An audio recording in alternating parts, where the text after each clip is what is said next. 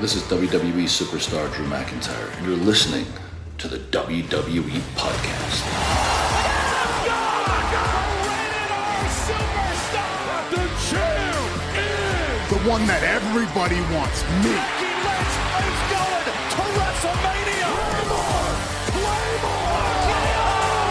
Austin 316 says I just whipped your ass. This is my iron. You're gonna acknowledge me. Hey, what's going on, guys? Welcome to the SmackDown Review. My name is Ryan Sprague, and for the next 3 weeks, I'll be filling in for Amanda while she's on holiday. So first and foremost, I wanted to send Amanda my very best. I hope she has a wonderful, well-deserved holiday. And I also wanted to thank Matt for letting me fill in to give you my thoughts and a recap of SmackDown. So a little about me. I'm an American living in Scotland and currently working in Canada, so I'm a little bit all over the place. But when I'm not hopping across the ocean, I actually host a wrestling podcast called Somewhere in the Ring. It's a weekly show where my co-host Andrew and I bring on guests in all walks of life, just to talk about their history, their interest, or even their lack thereof interest in professional wrestling. We also do recaps of Raw, SmackDown, PLEs, and we sometimes interview indie and pro wrestlers. We actually just had Maven from Tough Enough on the show last week. So we got to talk to him all about the behind the scenes of being a WWE wrestler, life post-wrestling, and so much more. It was a blast.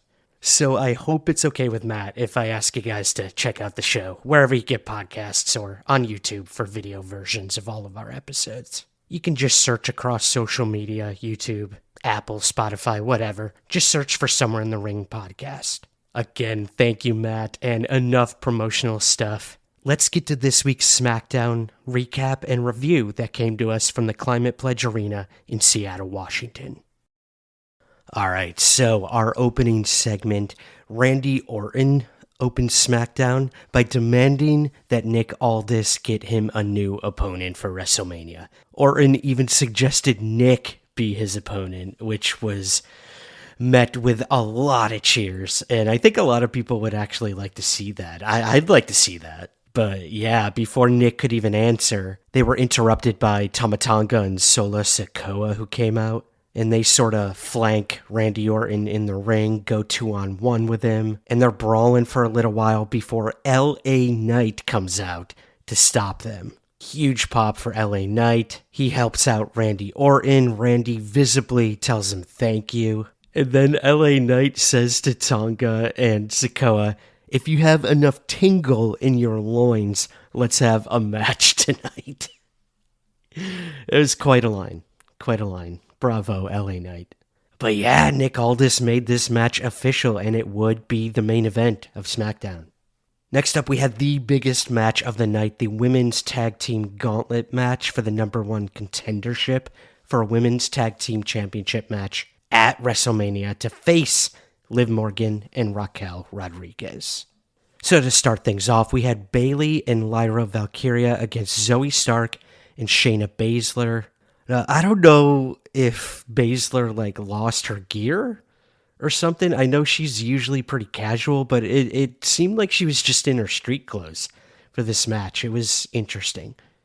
But I'm nitpicking. This was some really good work to start off this gauntlet.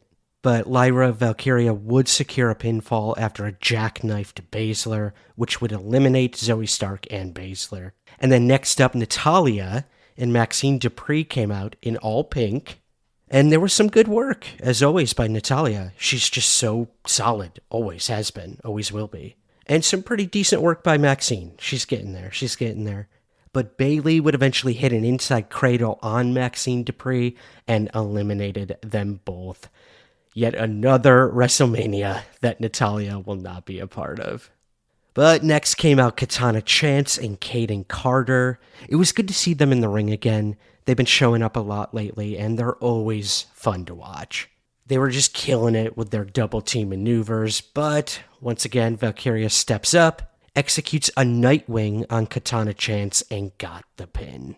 So Chance and Carter were eliminated, and next came out B-Fab and Michin, and I'm really liking this team up. They got good chemistry, good vibes.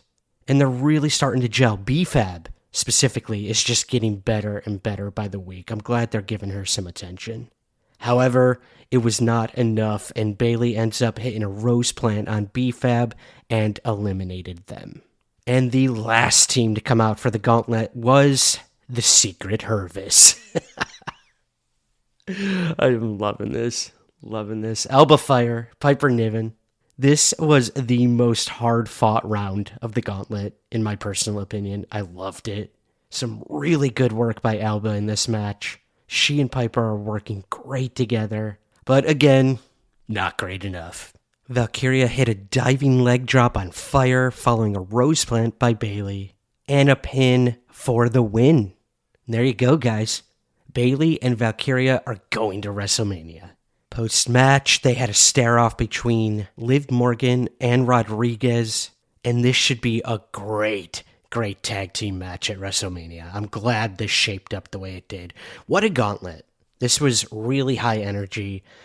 Kudos to everyone. Everyone gave it their all. But coming out on top, we got Bayley and Valkyria. Good to see Bayley getting another WrestleMania match. And a first for Valkyria. All right, next up, we had Damian Priest coming out to cut a promo in the ring, but before he could do so, he was attacked backstage by none other than Drew McIntyre, rocking the eye patch. This was brutal. Drew McIntyre makes his way to the ring to cut a promo instead, and he takes off the eye patch from the injury he got from Priest with the car windshield. And he tells the crowd that he is in fact medically cleared for WrestleMania. So we will have Damian Priest versus McIntyre. This is going to be fantastic. But it didn't end here. Priest actually came to the ring and they brawled for a little while. Some brutal moves. The steps were being used, but McIntyre ends up getting the upper hand once again, leaving Priest pretty much dead on the ground. McIntyre rips a necklace off of Damian Priest's neck, and it seems like we've got echoes of the CM Punk bracelet thing going on, so whatever. Whatever's going to enhance this rivalry, we need it at this point, and I have no doubt this will be a standout match at WrestleMania, so good job to both guys.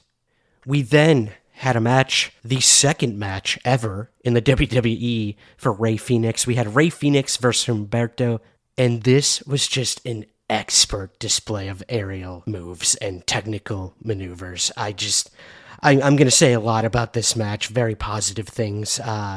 Humberto's highlights for me definitely included a corkscrew tope that he did, and then Phoenix would later hit an avalanche Frankensteiner. And man, this was just so smooth, and they did not miss a beat. You could barely catch a breath during this match, and that's how it should be. That is how it should be. It's when you get a match where you can't take your eyes off the ring, you're doing everything right, and that's so rare these days. So, again, amazing match. It ended with Phoenix hitting a muscle buster for the pinfall. So Phoenix is now 2-0 in the WWE. Oh, this was interesting. Post-match, Santos Escobar actually encouraged Humberto to shake Phoenix's hand, both to show respect, and this also, to me, at least, is hinted at a potential future alliance of some sort, so that'll be interesting. I want to see where that goes. So yeah, after this match, we had a package that was showing the long friendship and history of Paul Heyman and CM Punk. And little confession from me, guys, I was not really watching the product at the time when Heyman and Punk were, best friends on television and all that stuff. So this definitely was a nice little crash course for me heading into their storyline for the triple threat at WrestleMania. And I mean, what does WWE do better than these promo packages? We're going to see some incredible ones at WrestleMania, I have no doubt. But yeah, I thought this was good. Really, it's starting to sort of tether everything together for us, and I like seeing that. I like seeing the history between these two. It'll propel whatever happens if Heyman is actually in his corner at WrestleMania, or whose corner will he be in? Maybe Seth? I don't know. What's that favorite gonna be?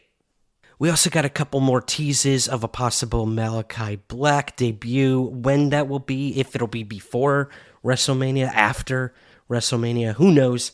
But it is imminent. All right, next up we had Tiffany Stratton facing Roxanne Perez in a competitive non-title match. But you could tell Tiffy had a little bit of other stuff on her mind during all of this. We'll get to that. But yeah, she put that aside for a little bit, had a great match with Perez. Perez really got to show off some really good submission holds on Tiffy. But Tiffy would eventually get the upper hand and hit a spinning spinebuster, a prettiest moonsault ever, and got the pin. But after the match, Charlotte Flair came out looking like a sort of like a Tony Hawk character from the early 2000s, something like that. Kind of looked like what I would have worn back then. That's weird. Anyway, she attacked Stratton, and it was fine. I don't know, guys. I'd love to know what Matt and Amanda think, but this feud, it's just not working. It's not working for me. It's in this, like, weird, gross limbo, I guess would be the word. It feels too real and also too manufactured at the same time, and they can't find a balance. Charlotte's experience is, like, overshadowing Tiffy. And Tiffy's professionalism of trying to stay on script is actually hurting her in some ways. They keep weaving like in and out of these promos and these segments, and there's no momentum. And I guess there's apparently a video some fans shot outside the arena of Charlotte attacking Tiffy again when she got out of her car before the match last night. Clearly planned. A little overkill to do that right before this happens again on air, but they're trying to do that now, market things organically a little bit and have fans capture these things and share them across social media. But I don't know. Every time they try to salvage this thing, it's just not working. But no matter what, it's going to be a very interesting match, nonetheless. Whether good or bad, I think it's too early to tell. But it'll be interesting, so I guess mission accomplished. I have absolutely no idea who's going to win, which is always a good thing. So, yeah, we'll see. Next up, we had a non-title match with Zelina Vega versus Chelsea Green. This was weird. Chelsea was amazing, as always, selling like crazy. Zelina's stepping up her game, doing great in the ring. But there was one point where Chelsea hit a super hard drop kick that pretty much launched Vega out of the ring. It looked hard. That was a really hard hit. And this could have been a really, really solid match, but they start fighting outside the ring at one point, and then all of a sudden, the ref hits a 10 count on Chelsea, and it was over. It was just over. Vega looked super confused. Chelsea flips out. We barely knew the 10 count was even happening, where the 10 count was at, and it was just so random and so abrupt. I don't know. This could have been fantastic, but it was just a huge letdown. It was just a huge letdown all around. So, yeah, make of that what you will. Maybe it had to be cut short for what came next, which was a Cody Rhodes promo. And we all know, champ gets the time when he needs it. But this was interesting. So, Cody Rhodes comes out to the ring, and in the ring are a bunch of title belts throughout the years. It was kind of cool. Kind of cool to look back on these things. But they land on the spinner belt. The spinner belt has made its return to the ring, guys. And Cody actually spun it at one point, which the crowd lost it. But yeah, this was just yet another promo to build us up for this match at WrestleMania. Thank you for showing up, Cody. I wish someone else would do the same.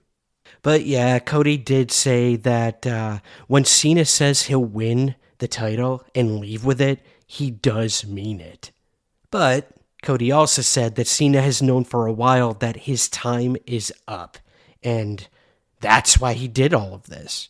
but Cody did stress and reassure the audience and us at home that the title is timeless, and it will stay with him and with the fans.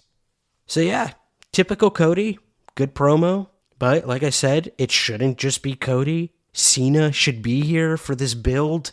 I understand he's off doing other stuff, but come on, dude. Second to last SmackDown before WrestleMania. Whatever at this point. And we ended things with our main event, LA Knight and Randy Orton versus Solo Sikoa and Tama Tonga. So when this match started, I was looking at the clock and I noticed there was literally 10 minutes left. So this was unfortunately going to be a pretty quick match. The timing of stuff tonight was all over the place. I'm sure they had to call a few audibles throughout the night. I don't know when things went over, when things got cut short, but it was clear things were not going according to probably the original plan. It probably never does, but it was just a bit more visible for us watching this time around. But anyways, back to this really quick match. Things started out with Tama Tonga and Solo really putting LA Knight in the corner and laying into him. But eventually Orton gets a hot tag and it looks like he's going to hit the RKO, but he is taken out by a Samoan drop by Solo. Eventually LA Knight gets the tag, hits a BTF on Tama Tonga, and gets the pin. But LA Knight cannot celebrate too quick as Jacob Fatu comes in and takes out Knight to end the show. Quick match, but really good match. And is really heating things up for LA Knight and Jacob Fatu at WrestleMania. And that was it, guys. I probably forgot a couple things. I'm new to all this, so I hope you got something out of my recap and review of SmackDown. It was good. It was a good show. It wasn't terrible by any stretch, but there was a lot of filler, and I mean, sort of to be expected. We're in this weird holding pattern, before WrestleMania. And I mean, we have one SmackDown left, guys, before WrestleMania. And they did announce that Cena will be showing up to that. So, good.